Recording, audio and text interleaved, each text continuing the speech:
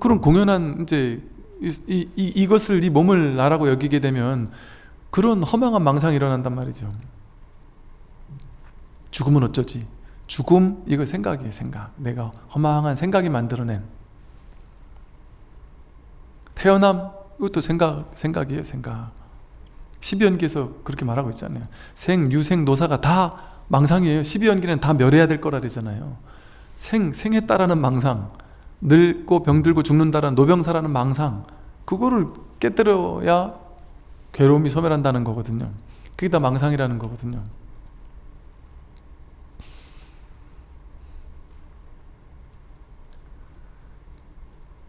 꿈을 딱 꿀 때 보면 꿈속에 딱 뛰어들잖아요. 잠에 딱 들었어요. 꿈이 딱 시작돼요. 근데 꿈 시작될 때 보면은 어떠냐 하면 내가 응애응애하고 태어나는 것부터 하나하나 차곡차곡 꿈이 시작되는 경우가 있습니까? 꿈으로 딱 뛰어들면 갑자기 꿈의 세계가 일시에 확 펼쳐져 버려요. 꿈속에서 빌딩, 산하 대지, 사람들 막 다 만들어져. 내가 꿈에서 꿈을 하나하나 내가 하나님이 돼가지고 천지창조하듯이 하나하나 막 창조해내야 됩니까? 꿈의 세계를? 그러지 않잖아요. 일시에 만들어져 버리잖아요. 꿈이 기억나는 그 순간부터 탁 이미 세계가 있단 말이에요. 펼쳐져 있어요. 그리고 꿈속에서도 꿈속에 있는 그 개체, 꿈 전체가 나잖아요. 내가 꿈이라는 세계를 쫙 펼쳐냈잖아요. 진짜인 것처럼. 그리고 거기다 나라는 것도 펼쳐냈어요. 꿈속에 내가 있잖아요. 주인공이 있잖아요. 사실은 꿈 전체가 난데 여기 주인공이 나다라고 생각하면서 꿈을 꾸고 살았어요. 그럼 이 주인공, 꿈속의 주인공인 나라고 생각했던 허망한 이 개체적인 허망한 자아는 꿈속에서 이 전체가 꿈인 줄 모르고 꿈속에서 내가 죽으면 어쩌지? 내가 늙으면 어쩌지? 꿈속에서 그런 허망한 망상을 부리고 있단 말이죠.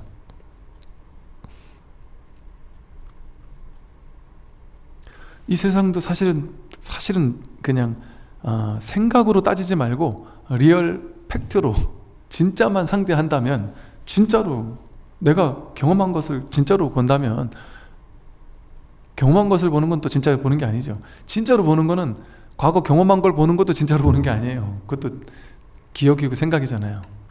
딱 눈앞에 목전에 드러난 이것만이 진짜거든요. 이 진짜의 자리에서 본다면 태어남을 경험해 봤습니까? 죽음을 경험해 봤습니까? 태어남과 죽음이 있다라고 생각해요. 자기 생각으로. 내가 기억날 때가 뭐 3살, 4살, 5살 뭐 이쯤에 갑자기 딱 기억이 나잖아요. 어릴 때 내가 응애응애 하던 기억이 난단 말이에요. 그럼 그 기억이 딱 있을 그때를 딱 돌아보면 내가 하나하나 막 태어나기 시작해가지고 이랬나요? 그냥 쫙 펼쳐져 있었지, 세계가.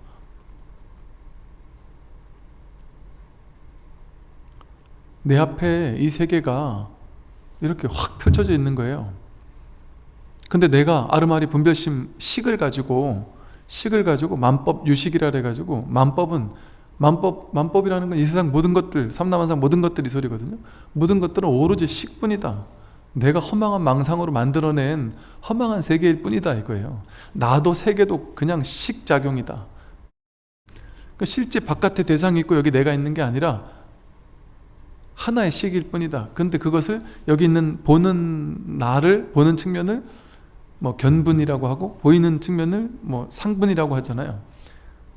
즉 하나에서 견분과 상분이 나뉜 것처럼 착각될 뿐이다. 그런데 이건 다 하나에서의 일부분이란 말이에요. 견분이고 상분이다. 즉 세계가 따로 있고 내가 따로 있는 게 아니라 의식이 분화해서 둘로 나누어 가지고, 왜 식은 그렇게 둘로 나누는 도사니까, 둘로 나누는 것이 바로 식이니까. 그렇게 세계를 허망한 망상으로 펼쳐낼 뿐이죠. 그러니까 똑같은 쌍둥이가 똑같은 조건 속에서 똑같은 부모님 께서 살아도 그 중에 하나는 예를 들어 마음 공부를 되게 좋아해서 마음 공부를 했다. 하나는 그렇지 못했다. 예를 들어 한 사람은 너무나도 똑같은 세계인데 한 사람은 아주 불행한 삶일 수 있고 한 사람은 행복한 삶일 수 있어요. 똑같은 형제인데 다를 수 있잖아요. 같은 세계, 같은 직장에 다니는데도 같은 조건 속에 살아가는데 비슷한 월급, 뭐 비슷한 조건에 사는데 어떤 사람은 무한한 행복이 연기할 수 있어요. 그 사람 눈앞에는. 또 어떤 사람은 너무 불행한 삶이 연기될 수도 있죠. 똑같은 월급을 가지고 어떤 사람은 가난하다 생각하고 어떤 사람은 부자다 생각할 수 있잖아요. 그게 이제 허망한 의식이 만들어낸 세계 속에 그것을 진짜라고 여기면서 허망하게 우리가 그렇게 살아가고 있기 때문이죠. 근데 이제 이런 얘기들이 잘못 들으면 위험하게 들릴 수 있죠. 전혀 다른 얘기를 하니까. 머리로만 들어버리면 이거 완전히 우리와는 전혀 다른 생각을 하는 것 같이 느껴지니까.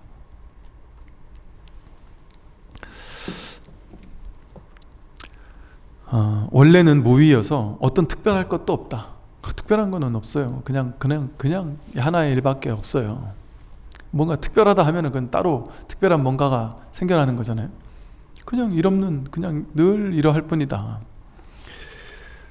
빛을 보고 소리를 들을 때에도 다만 그럴 뿐이고, 뭔가를 볼 때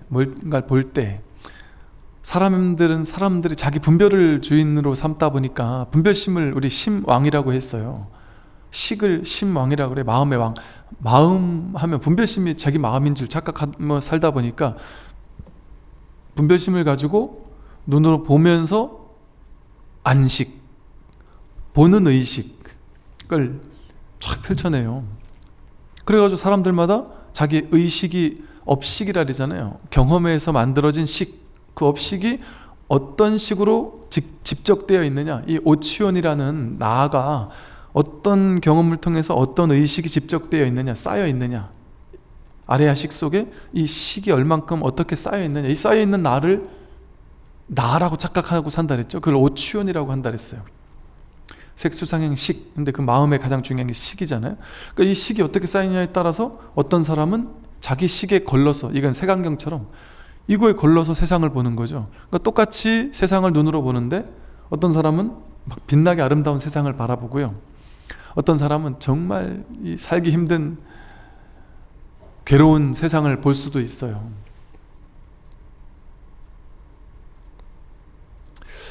제가 말씀드렸듯이 그 20대 때 그 제비꽃을 탁 보는 경험을 통해서 뭐랄까, 그 기존에 살아오던 삶에서 바라보던 세상, 바라보던 세계, 그것이 뭐랄까 이제 전혀 다르게 보인달까요? 전혀 다르게 목격된달까요? 이렇게 보여진단 말이야. 그 전혀 새로운 봄의 눈을 뜬달까요? 그러고 나서 가장 크게 달라졌던 것이 뭐 깨달음 이런 건 모르겠고, 가장 크게 달라졌던 것이라면 다르게 보이는 거예요, 세상이. 그러니까 그냥 밋밋하던 세상이랄까? 그냥 뭐 자기 속에 갇혀 있었던 세상인 것 같아요. 그러던 세상이 그냥 너무나도 뭐랄까, 뭐 말로 표현할 수 없지만 너무나 아름답게 보인달까요? 있는 그대로의 자연이, 하늘이, 이 햇살 하나가, 모든 것 하나하나가 정말 눈부시게 아름답게 이렇게 보이기 시작하더란 말이죠. 세상이 이렇게 정말 아름다운 거였어? 어떻게 나는 이런 것을 모르고 살았을까?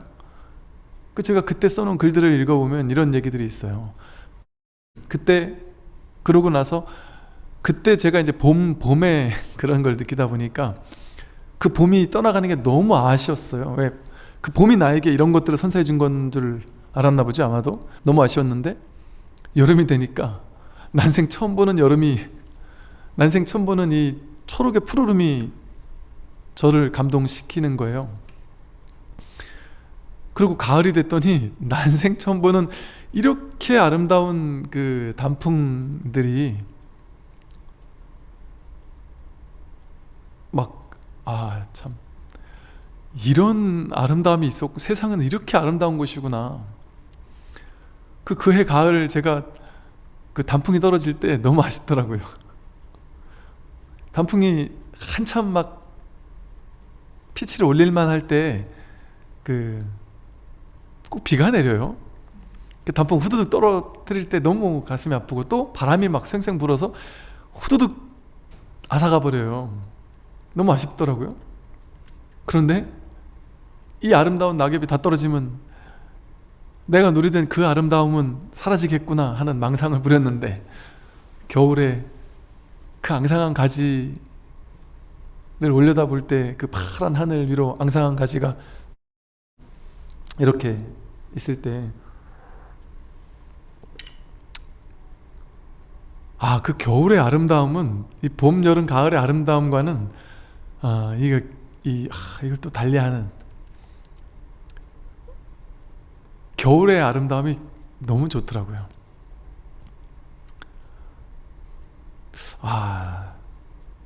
세상이 이렇게 목격되는구나. 나는 뭘 보고 산 거지 그동안? 지금 이제 생각해 보면은 진짜로 생각 속에 빠져가지고, 자기라는 어떤 의식 속에 빠져서 그냥 자기라는 그 생각이라는 그 틀이 만들어 놓은 색안경을 가지고만 세상을 보아왔던 것 같아요. 세상의 진실에 다가가 보지는 못한 채. 그때 사실은 이제 이 공부를 이끌어줄 스승이 있었어야 되는구나 하는 생각을 뒤늦게 하게 되더라고요. 빛을 보고 소리를 들을 때 다만 그럴 뿐이에요. 근데 우리는 자기 업식에 따라서 보는 것을 보고, 어떤 사람은 있는 그대로의 그럴 뿐을 보고, 근데 이것을 제가 놀라운 아름다움이니 신비니 이런 식으로 표현하는 것은, 제가 그 전에 업식에 가려진 그 시선으로만 세상을 보다가 문득 한번 생각이 노연한 그 자리에서 한번 바라보고 노니까 이게 감동이 있는 것이죠.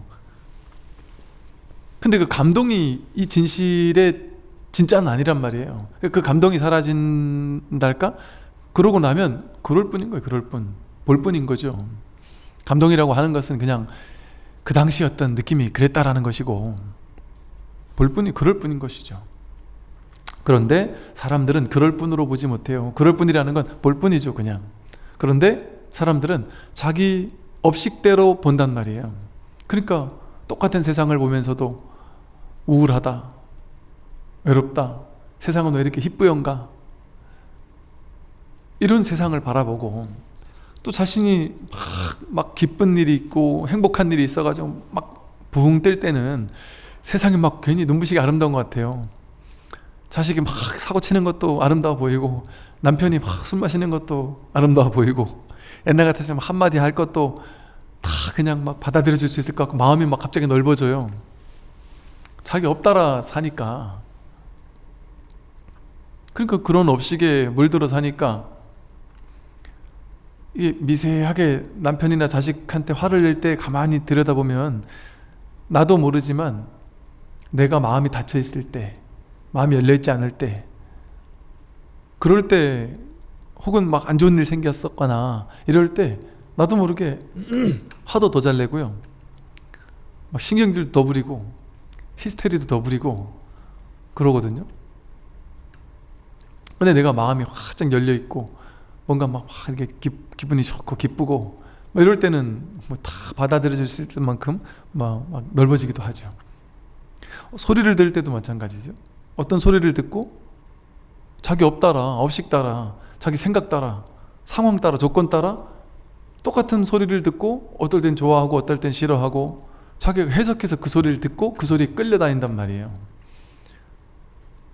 그러니까 보이는 거에 끌려다니고 들리는 거에 끌려다녀서 보이는 걸 더 좋은 거를 보고 싶어서 집착하고, 나쁜 거는 꼴 보기 싫은 거는 보기 싫어서 도망치려고 하고 거부하고 미워하고, 좋은 소리 칭찬은 더 듣고 싶어 하고, 싫은 소리는 듣기 싫어서 도망치려 하고 미워하고 거부하고, 그런 삶을 살아왔는데 이 공부를 하니까 이렇다는 거죠.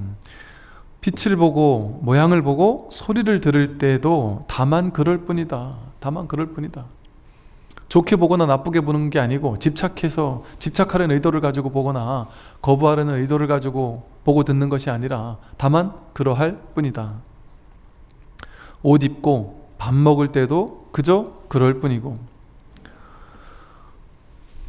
옷을 입어야 되면 그냥 입는 거예요. 배가 고프면 그냥 밥을 먹는 거예요. 그런데 사람들은 옷 입을 때 나도 저 사람들처럼 좋은 옷, 메이커, 더 화려한 옷, 봄, 여름, 가을 계절마다 새 옷도 사고 더 촉감도 좋은 옷을 입고 그래야 되는데, 남편이 좀만 더 벌어와도 내가 그렇게 할 수 있을 건데, 예를 들면 또 좋은, 이게 옷이라고 했지만 이 당시는 차, 집, 뭐 백, 좋은 시계, 뭐 이런 명품, 이런 거를 못 가진 거에 대해서 막 가슴 아파하고, 온갖 생각을 가지고 그냥 옷이 필요하면 입으면 그뿐인데, 더 예쁜 옷, 나한테 더 잘 보이는, 잘 받는 옷, 나를 더 이렇게 돋보이게 하는 옷, 그런 거를 찾아 입느라고 입었다 벗었다 입었다 벗었다 막 반복을 하면서,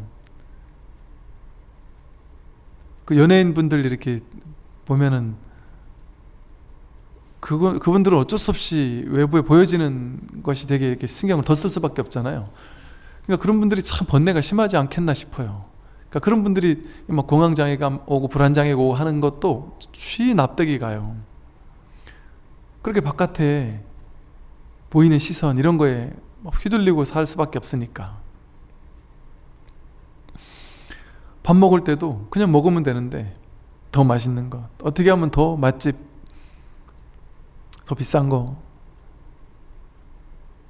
나도 돈 걱정 없이 먹고 싶은 거 시켜 먹고 살아보나, 뭐 예를 들어 그런 이제 분별 망상을 가지고 옷 입고 밥 먹고 한단 말이죠, 일반 우리 중생들은.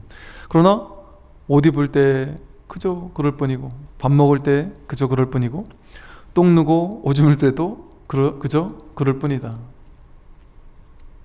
똥 누고 오줌 눌 때도 그저 그럴 뿐이다. 더럽다 깨끗하다 뭐 이런 차별이 없어요. 사람과 이야기할 때에도 그저 그럴 뿐이며, 나아가 걷고 서고 앉고 눕거나 말하고 침묵하거나 기뻐하고 성내거나 언제든지 항상 그러할 뿐이다.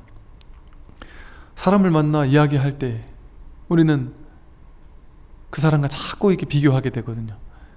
자꾸 나를 내세우게 되고, 나를, 자기 자랑을 자꾸 하게 되거나, 또 누군가를 딱 안주 삼아 비판하고 비난하거나, 또 남들이 자기 자랑할 때 속으로 좀 짜증이 나거나, 그러나 사람과 이야기할 때도 그냥 이야기할 뿐이다. 나가 걷고 서고 앉고 눕고 행주자와 어묵 동정 간에 말하고 침묵하고, 기뻐할 때는 그냥 기뻐할 뿐이고, 성낼 때는 그냥 성낼 뿐이에요. 기뻐할 때 그 기쁨이 막 더 오래 지속돼야 돼 하는데 하는 애착, 집착이 없고, 성내고 나서 성낼 인연이 오면 성내어지거든요, 당연히. 근데 우리는 성내고 나서 뒤에 가서 후회하면서 죄의식에 사로잡혀서, 내가 썩낸 거 보니까 난 아직 공부가 안 됐구나, 이 죄의 과보를 어떻게 받을까, 막 이런 온갖 생각 부둥켜 안는단 말이죠. 그러나 인연이 화합해서 성낼 일이 있으면 성내는 겁니다. 그러고 그냥 그때뿐이다. 그냥 그럴 뿐이죠, 그럴 뿐. 그러고 끝난단 말이에요. 그 성내고 나서 뒤늦게 막 죄의식을 부둥켜 안으면서 살지 않는 것이죠. 그 인생에서 자꾸 뭔가 이게 찌꺼기를 켜켜이 쌓아놓는 이 찌꺼기를 안고 살아가는 게 아니라 그 다 놔버리고 가는 거죠. 놓고 가는 거죠. 버리고 떠나는 거죠. 숙제를 가져가지 않는 거예요, 인생에서. 그래서 이제 그런 말도 있죠. 항상 그 자리를 떠날 때는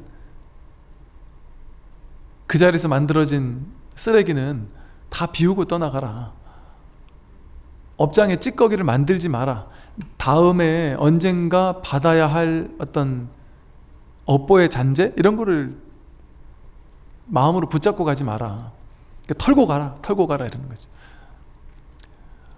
지금 당장 힘드니까 내 지금 욕먹는 것보다는 어떻게든 도망치자. 지금 당장 바꿔 가는 게 낫잖아요. 그래서 내가 나중으로 미룰 필요가 없다. 지금 깔끔하게 바꿔가야, 뭔가 이게 미진한 게 없어야, 그래야 삶이 가볍지 않겠습니까? 언제든지 항상 그러할 뿐이다. 그러할 뿐에 뭐 좋고 나쁜 게 있어요? 좋으면 좋은 대로 그러할 뿐이고, 나쁘면 나쁜 대로 그러할 뿐이에요. 좋은 일이 생기든 나쁜 일이 생기든 그러할 뿐이고, 돈을 벌면 버는 대로 그럴 뿐이고, 안 벌면 안 버는 대로 그럴 뿐이다. 마치 빈 배가 물결을 따라 올라갔다 내려갔다 하듯이, 산골을 흐르는 물이 형세에 따라 굽이 돌기도 하고 바르게 흐르기도 하듯이 마음에 아무런 아르마리가 없다. 마치 빈 배가 물결을 따라 올라갔다 내려갔다 하듯이, 장자인가요? 그 빈배라는 말이 있죠. 빈배에 사람이 타고 있지 않으니까 물결을 따라 올라가든 내려가든 그 누가 화내고 썩내 사람이 있어요? 그냥 그 빈배는 물결을 따라 그냥 흐를 뿐이에요. 그냥 그럴 뿐이에요. 거기에 그 누구도 시비를 걸지 않는 거죠. 우리라는 존재도 이게 빈배예요, 빈배. 근데 이게 거기 내가 타고 있단 말이에요. 나라는 자아가 그 배 위에 타고 있단 말이에요. 이 몸뚱이라는 배 위에 나라는 자아라는 아상이 타고 있어요.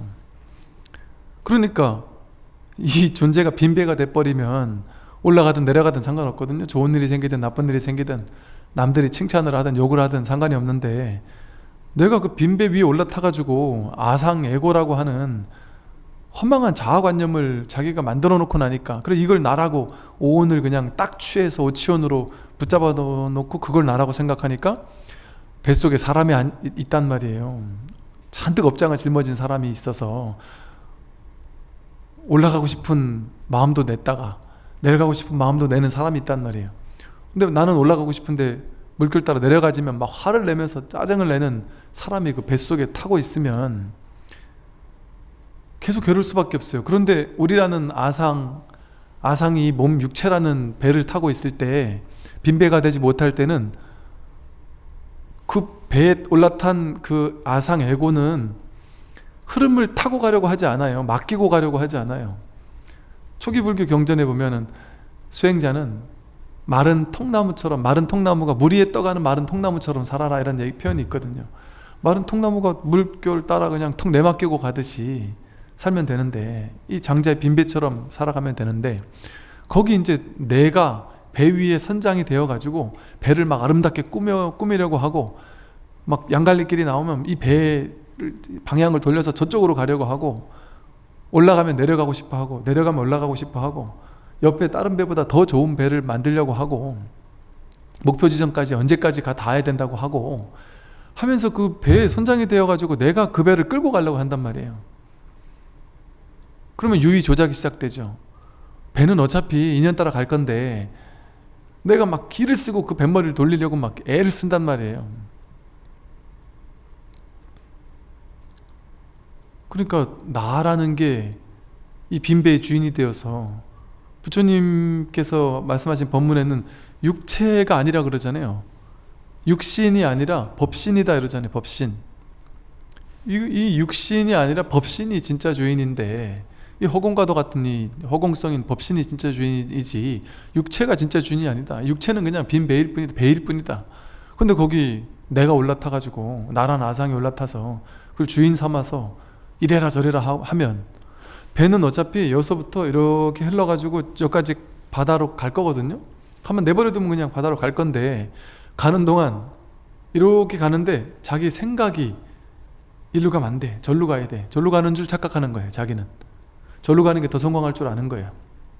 자식이 B라는 대학을 가게 됐는데 머릿속에서는 자식은 A라는 대학에 가야 돼 하고 막 혼자 막 근심 걱정하고 괴로워하는 거예요. 얘는 원래 이 길이 턱 내맡기고 흐르면 이 길로 가게 돼 있는데, 자연스럽게. 근데 내 머릿속에서 저 길로 가야 돼, 남편은 저 길로 가야 돼, 나는 이 길로 가야 돼 하는 걸 붙잡아 놓고 매 순간순간마다 이렇게 해야 돼 저렇게 해야 돼 하는 걸 혼자서 쥐고 있단 말이에요. 진리 따라 가고 있는데 그 흐름에 턱 내맡겨 버리면 진리가 나를 바다로 이끌 건데, 내 생각을 가지고 매 순간순간 하루에도 수백 수십 번씩 이래야 돼, 저래야 돼, 저 사람은 나한테 이러면 안 돼, 온갖 건들이 시비를 건단 말이에요. 이 세상에 나에게만 시비 거는 게 아니라 내 인생에만 시비 거는 게 아니라 딴 사람들 인생에까지, 저 사람 왜 저러고 사냐, 온갖 시비를 건단 말이에요. 빈배가 돼서 그냥 인연 따라 흐를 뿐인데, 산골을 흐르는 물이 형세에 따라서 굽이 돌기도 하고 바르게 흐르기도 하고 할 텐데, 내 맡기면 어떻게든 흘러서 어떻게든 갈 건데, 빨리 질러가고 싶고 빨리 도착하고 싶고 왜 이렇게 굽이굽이 돌아가느냐고 성을 낸다면 되겠느냐.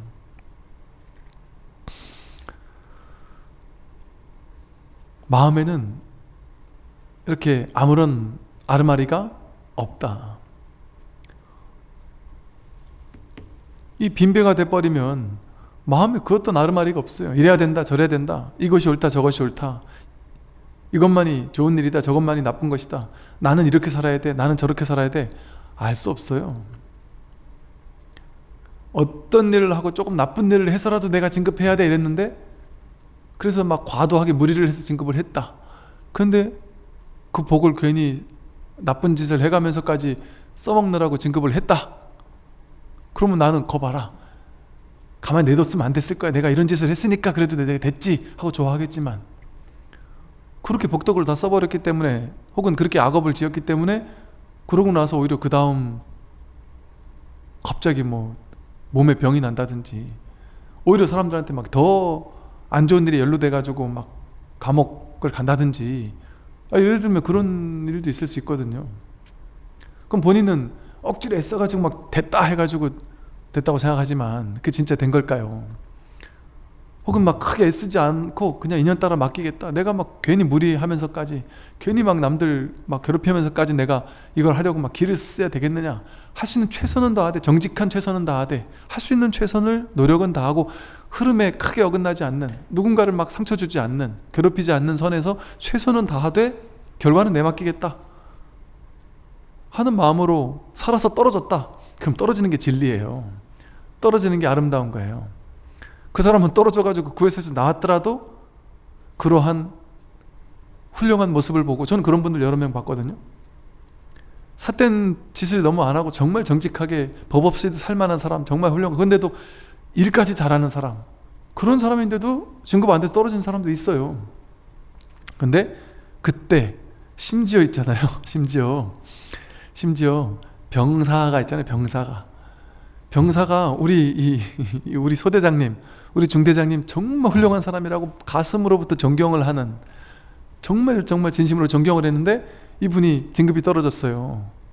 장기가 안 돼서 군생활을 못하게 됐어요. 근데 나중에 병사가 한 10년 뒤에 엄청 잘 풀려가지고 막 큰 이렇게 회사를 차리게 되고 막 잘 됐어요. 근데 그때 우리 소대장님이 생각난단 말이죠. 그 전화해서 이 소대장님 뭐 하시나 했더니 놀고 있다고. 소대장님 같은 분들이 놀고 계시면 됩니까? 와서 일 좀 도와달라고 해서 갔더니 쉽게 말하면 낙하산이죠. 바로 그냥 그 중요한 그 아주 관리하는 자리에 딱 앉혀드리면서, 그런 일이 일어난다니까요. 그럼 본인은 잘못됐다고 생각했지만 그게 잘못된 게 아니라 더 잘된 걸 수 있죠. 그러니 자기 생각을 가지고 자신의 인생을 알 수 없는 거예요. 판단할 수 없는 거예요. 저 그런 얘기하는 분들 많았다는 얘기 했었죠. 이게 10년 걸린, 그걸 깨닫는데, 이게 잘못됐구나를 깨닫는데 10년이 걸린 분이 계세요. 즉 10년 전에 A라는 분은 진급을 하고 B라는 분은 진급을 떨어졌어요. 두 분이 경쟁하다가 떨어졌어요. A라는 분이 진급해서 그 자리에 가서 일을 열심히 했고 잘 살았죠. 그 B라는 분은 진급도 떨어지고 이제 나와가지고 딴 일을 이렇게 하고 계세요. 근데 그 A라는 분이 있던 그 자리에서 해야 되는 업무를, 그냥 주어진 업무를 했을 뿐인데, 그분 입장에서는 그게 이제 시대가 바뀌고 사회가 바뀌다 보니까 그때 했던, 그 당시는 그냥 관례였는데 그때 했던 게 이제는 죄가 돼버린 거예요. 그래서 10년 전께 뒤집어, 이거 거의 10년 가까이 된 게, 이걸 다시 그걸 추궁해가지고 감옥에 들어갔어요. 그 이 B라는 분이 나중에 10년 후에 저를 찾아서 그 얘기를 하더라니까요. 야, 스님, 제가 그때 진급 떨어진 게 천만 다행이라 지금까지 10년 동안 나는 그 떨어진 것 때문에 좀 가슴 아프고 저 사람을 부러워하며 살았는데 그 부러워할 게 없었구나, 내가 차라리 속편했구나라는 걸 깨닫는데 10년 걸렸습니다. 10년 뒤에 보니까 그 사람이 지금 그렇게 가 있고 본인은 그냥 나와서 어쩌지 딴 일을 하면서 지금 그냥 잘 살고 있다, 그런 얘기를 하더란 말이죠. 모르는 거예요. 알 수 없는 거죠. 그게 진짜 좋은 일인지 나쁜 일인지